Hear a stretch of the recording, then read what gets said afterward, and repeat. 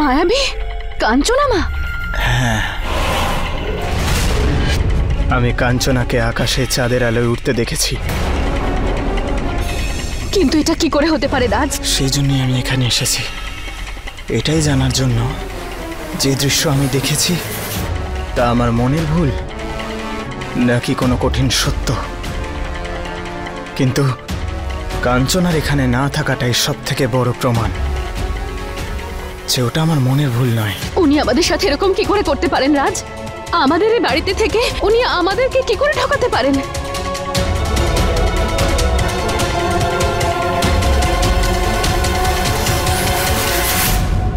আমি ওনাকে কত ভরসা করেছিলাম, ওনাকে নিজের মা মনে করেছিলাম, আর উনি আমাকেই মিথ্যে বললেন। রাজ, উনি আমাদের বিয়েতে আবার কোনো অঘটন ঘটাবেন না তো?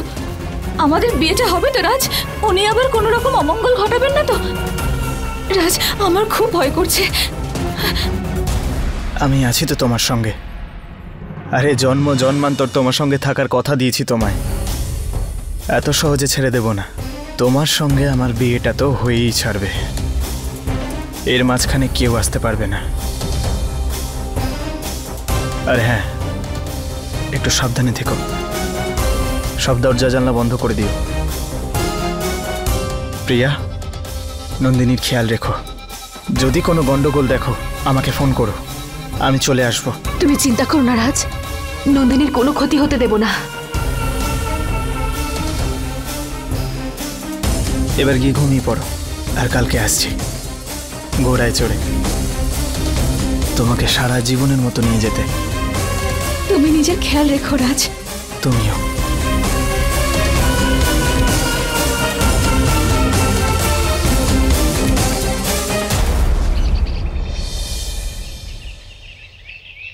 ঠাকুরমশাই, বিয়ের কাজকর্ম খুব ভালোভাবে হওয়া চাই। মনে রাখবেন, রাজ আমার নিজের ছেলের মতো। আর হ্যাঁ, বিয়েটা হয়ে যাওয়ার পরে ওদের সুখ আর সমৃদ্ধির পুজোটাও করে দেবেন। নিশ্চয়ই। ব্যাস, শুধু এটাই দেখা বাকি ছিল। একটা কাজের লোকের ছেলের বিয়েতে কাজ করতে হচ্ছে। আমি তো নিজেও বুঝতে পারছি না যে আনন্দের হলোটা কি। একজন কাজের লোকের জন্য ও এত কিছু কেন করছে? আরে লক্ষণকে যদি ও কিছু টাকা দিয়ে দিত তাহলেও নিজের ছেলের বিয়ের জন্য সব কাজ করিয়ে নিত। সেটাই তো ভাবছি আমিও। বাহ লক্ষণ, বাহ, তোমাদের বড় মালিক সত্যি রাজের জন্য সেই সব কিছু করছে যা একজন বাবা তার ছেলের জন্য করে। তুমিও খুব ভাগ্যবান।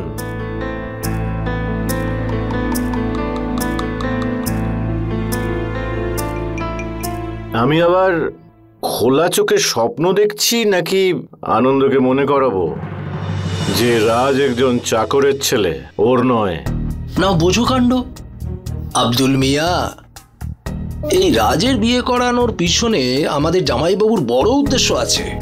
ব্যাপারটাকে হালকাভাবে নেবেন না, বুঝেছেন? বুঝলেন না তো? আমাদের জামাইবাবুকে বোঝা কিন্তু অত সহজ নয়। আমাদের জামাইবাবুর প্রত্যেকটা ব্যাপারই আলাদা। কিছু একটা তো ঘটছে। জামাইবাবুর মতো মানুষ যদি নিজের বাড়ির লোকেদের জন্য কিছু করেন, তার পিছনে সবসময় কোনো কারণ থাকে। তো এই কাজের লোকের ছেলের বিয়ে নিয়ে এক কথায় রাজি হয়ে গেলেন। এই ব্যাপারটা কিছুতেই পরিষ্কার হচ্ছে না।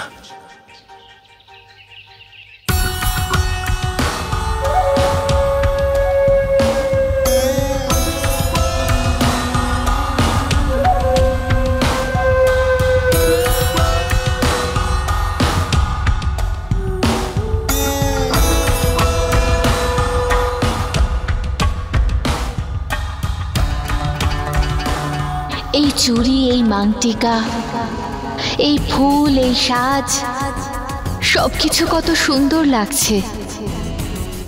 যদি এই আয়নায় আমি আমার রূপ দেখতে পারতাম তবে আমাকে আরো বেশি সুন্দর লাগতো।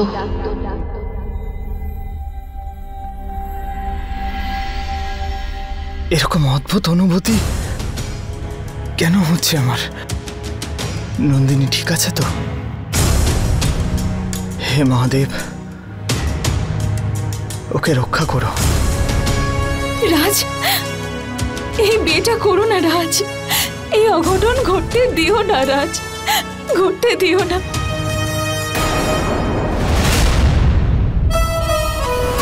আমার এমন কেন মনে হচ্ছে যে নন্দিনীর আর্তনাদ আমার কানে বেজে উঠছে। জানি না আমার এমন কেন মনে হচ্ছে যে নন্দিনী এই মুহূর্তে কোনো বড় বিপদে পড়েছে। কিন্তু এমন কি করে হতে পারে? এই মুহূর্তে নন্দিনীর আশেপাশে অনেক লোকজন রয়েছে যারা হয়তো ওকে এখন সাজাচ্ছে। আমার মাও হয়তো ওখানে আছে। তাহলে আমি এসব কেন ভাবছি? আমার কেন নন্দিনীর এত চিন্তা হচ্ছে? কেন? যেই মুহূর্তের জন্য আমি অপেক্ষা করেছি সেটা আসতেই চলেছে।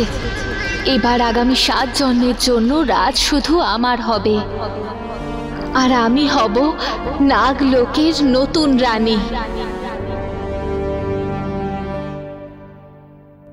নন্দিনী মা, আজ তো তোমাকে খুবই বিউটিফুল আর সুন্দর লাগছে। হ্যাঁ, নজর না লেগে যায়। একটা কথা বলবো, রাজ দেখলে না একদম ক্রেজি পাগল হয়ে যাবে। হ্যাঁ, আরে আমার ছেলের ভাগ্যটা সত্যি খুব ভালো যে ও তোমার মতো জীবন সাথী পাচ্ছে। আচ্ছা, আমি একটু আনন্দ মেনশনে যাচ্ছি, ওখানেও তো আমার অনেক কাজ আছে। ঠিক আছে। আরে প্রিয়া, কাঞ্চনা দেবীকে তো দেখছি না। ও তো নন্দিনীকে মেয়ে মনে করে, তাই না? আর আজ যখন একটা বড় দিন, তো ওনার এখানে থাকা উচিত ছিল। ওই আন্টি, ওনার একটু আর্জেন্ট কাজ এসে গেছিল, তাই ওনাকে চলে যেতে হয়েছে। আরে অদ্ভুত কথা তো। আচ্ছা ঠিক আছে, এখন নন্দিনী মাও তো তৈরি হয়ে গেছে, তাহলে আমি ওখানে গিয়ে বাকি কাজ সারতে থাকি। ঠিক আছে, চলো তোমরাও আমার সাথে চলো।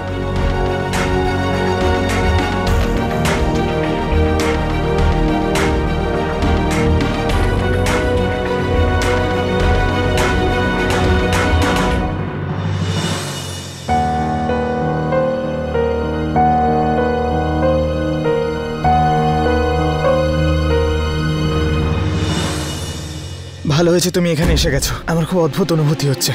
নন্দিনী ঠিক আছে তো? আমার ওর খুব চিন্তা হচ্ছে মা। তুই ঠিকই ভেবেছিস, নন্দিনী একদমই ঠিক নেই। ঠিক নেই মানে? কি হয়েছে নন্দিনীর? বলো কি হয়েছে নন্দিনীর?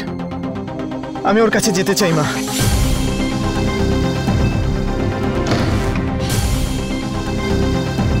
তোকে কোথাও যাওয়ার কোনো দরকার নেই, আমি তোকে এখানেই দেখাচ্ছি। আমি কিছু বুঝতে পারছি না। আমি এখান থেকে নন্দিনীকে কি করে দেখব? এখনই বলছি।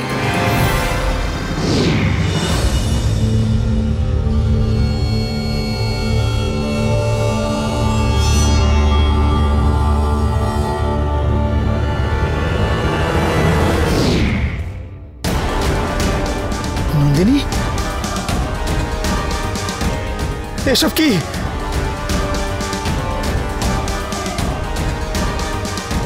এসব কি করে হলো? আর তুমি কে? তুমি আমার মা নও। আর তুমি কি করে জানলে নন্দিনী এই মুহূর্তে বিপদে আছে? বলো, আমি জানতে চাই, বলো তুমি কে?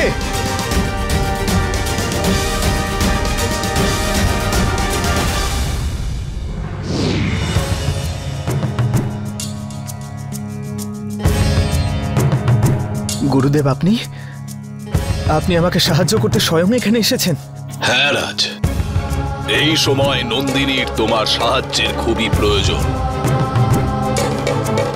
একমাত্র তুমি নন্দিনীকে এই ভয়ঙ্কর বিপদ থেকে উদ্ধার করতে পারো। তোমার ভালোবাসাকে বাঁচাও রাজ। কিন্তু এসব আমার নন্দিনীর সঙ্গে কেন হচ্ছে? কাঞ্চনা, কাঞ্চনাই হলো এই সবের কারণ। কাঞ্চনা কোনো সাধারণ মহিলা নয়, ও আসলে একজন মায়াবী নারী, আর নিজের মায়াবী শক্তির দ্বারা ও নন্দিনীকে বন্দী করে রেখেছে। তোমাকে অতি শীঘ্র নন্দিনীকে ওর কাছ থেকে মুক্ত করতে হবে, না হলে নন্দিনীর প্রাণও যেতে পারে। এই কাজ খুবই কঠিন রাজ, আর সময় খুবই কম। গুরুদেব, যদি নন্দিনী নন্দিনী এই মুহূর্তে কাঞ্চনার বন্দিনী হয়ে থাকে, তাহলে সেই মেয়েটা যে এখন বিয়ের জন্য তৈরি হচ্ছে সে কে? ও একজন বহুরূপী, যে নন্দিনীর রূপ নিয়েছে। তার মানে কাল রাতে আমি যে মেয়েটার সঙ্গে দেখা করেছি সে নন্দিনী নয়। তুমি ঠিকই ভাবছো রাজ। তাহলেও আসলে কে? আর এইসব কেন করছে? তার কারণ আমি সন্ধান করব, কিন্তু রাজ, তোমার অতি শীঘ্র নন্দিনীকে এই ভয়ঙ্কর বিপদ থেকে উদ্ধার করতে যাওয়া উচিত। কিন্তু গুরুদেব, আমি কিচ্ছু বুঝতে পারছি না যে সেই জায়গাটা কোথায় যেখানে নন্দিনীকে রাখা হয়েছে, আর আমি ওখানে যাব তো যাব কিভাবে? আমার খুব চিন্তা হচ্ছে গুরুদেব, আমার নন্দিনীর যদি কিছু হয়ে যায়। এটা চিন্তা করার সময় নয় রাজ। আমি আমার দিব্য শক্তির দ্বারা তোমাকে সেই স্থানে পৌঁছে দেব যেখানে এখন নন্দিনী বন্দী রয়েছে। কিন্তু তারপরে সবকিছু তোমাকেই করতে হবে রাজ। আদিদেব মহাদেব ভগবান শিবকে স্মরণ করো আর তোমার চোখ বন্ধ করো।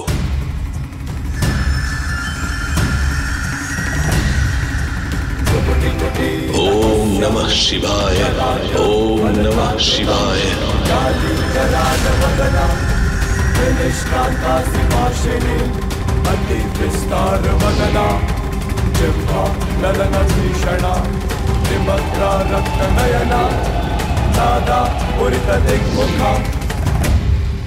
হর হর মহাদেব।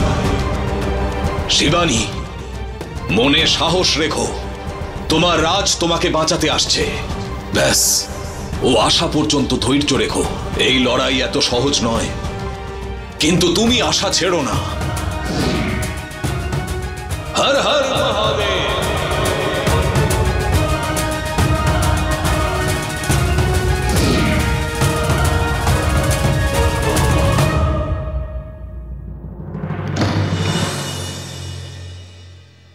প্রিয়া, ভয় পাওয়ার কিচ্ছু নেই। আমাদের বিয়ে খুব ভালোভাবেই হবে। এই বিয়েতে কোনো অঘটন ঘটবে না, তাই তুমি এত ভেবো না। কি করে চিন্তা করবো না বলো তো? নীলাম আন্টি বলছিল গায়ে হলুদের অনুষ্ঠানের পর থেকে রাগিনীকে আর কোথাও পাওয়া যাচ্ছে না। কোথায় আছে, কোথায় গেল, কেউ কিচ্ছু জানে না। আর ও তো সবাইকে বলে গেছে যে ও বিয়ের পরেই এখানে ফিরবে।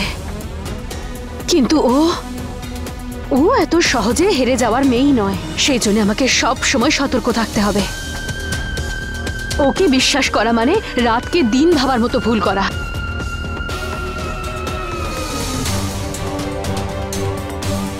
এখন তো তোমাদের জীবনে শুধু অন্ধকারই থাকবে, কারণ তোর ওই নন্দিনীর জীবনে রাগিনীর ছায়া পড়েছে। এখনো কিছুতেই বাঁচতে পারবে না।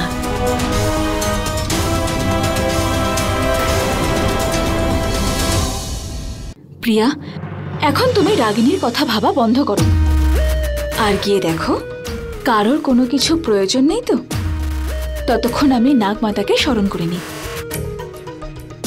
আজ আমার জীবনের অনেক বড় একটা দিন। আমি নাগলোকের রানী হতে চলেছি।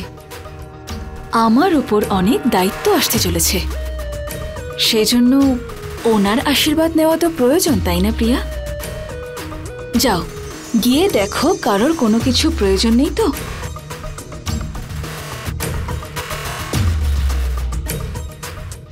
চলে এসো, এখানে এখন কেউ নেই।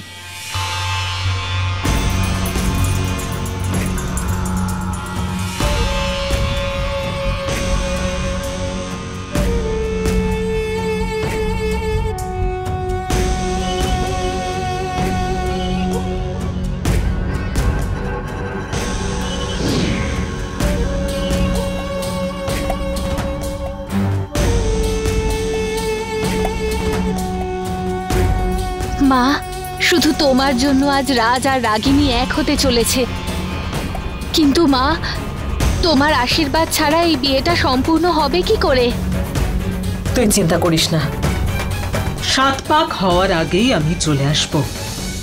ততক্ষণে নন্দিনীকে শেষ করে ফেলবো। আর আজকে আমার মেয়ে রাজকে বিয়ে করে নাগলোকের রানী হবে।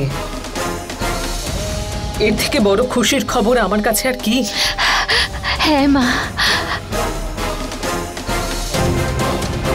আজ রাজের নামে সিঁদুর আমি পড়তে চলেছি। আর আজ শিবানী মৃত্যুর শেষ প্রান্তে দাঁড়িয়ে আছে। কিন্তু আফসোস একটা ব্যাপারেই, যে ওই শিবানী রাজের স্ত্রী রূপে আমায় দেখতে পারলো না।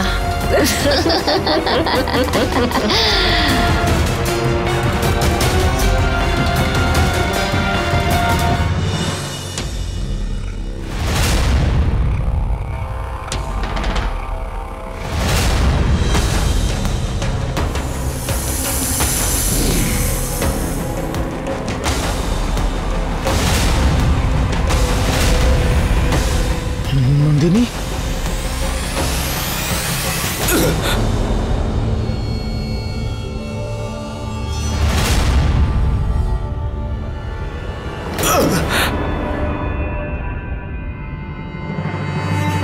এসব কি হচ্ছে? আমি নন্দিনীর কাছে কেন যেতে পারছি না?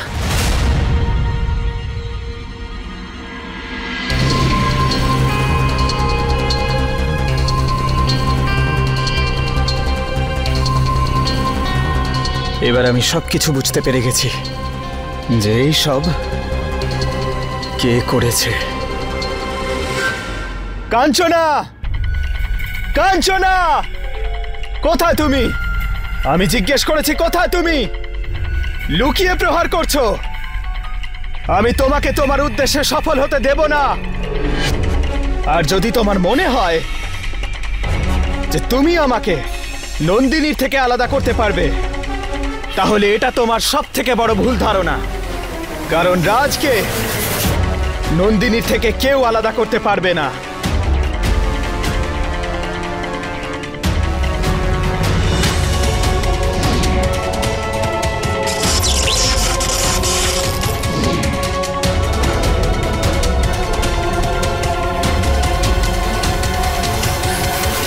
নন্দিনী, তুমি চিন্তা করো না, আমি তোমার কাছে আসছি।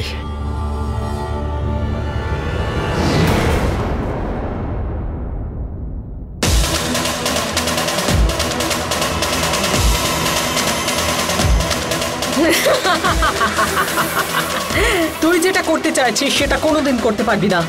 তোর ভালো হতেই হবে। যেখান থেকে এসেছিস সেখানে ফিরে যা। নন্দিনীর ভাগ্যে মৃত্যু লিখে দিয়েছি আমি। যা তুই কেন, কেউ পাল্টাতে পারবে না।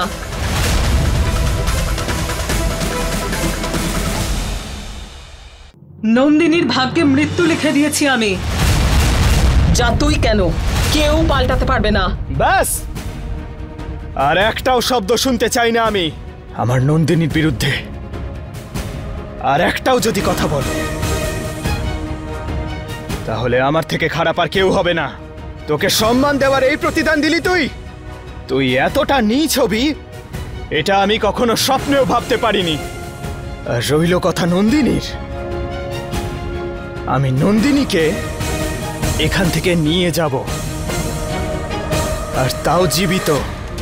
আর যদি দেখতে চাস তাহলে দেখ, আমাদের ভালোবাসাকে অপমান করেছো তুমি। এবার তোমার পরাজয় নিশ্চিত, নিশ্চিত তোমার পরাজয়।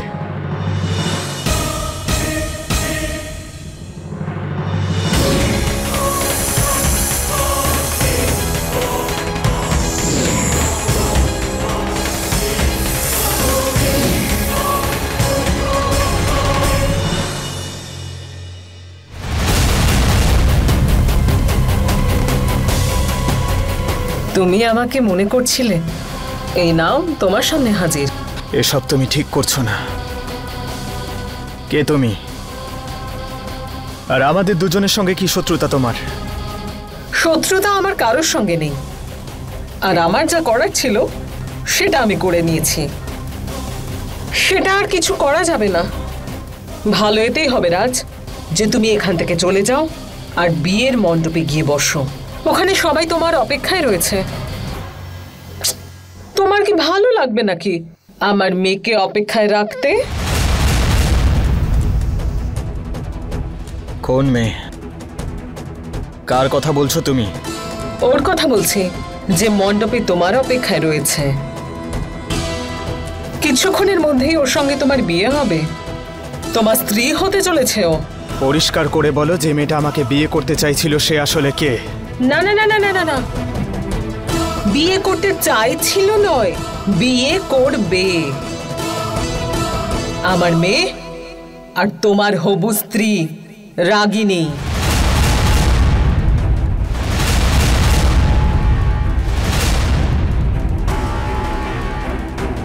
হ্যাঁ, আমি হলাম রাগিনীর মা।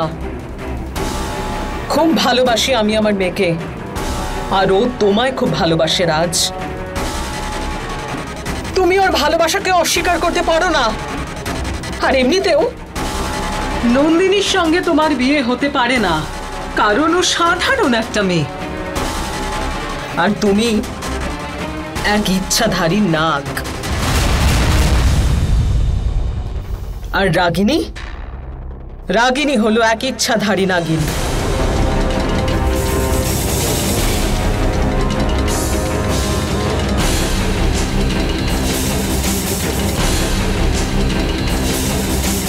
আর সম্পর্ক তো নাগ নাগিনীরা হয়, তাই না?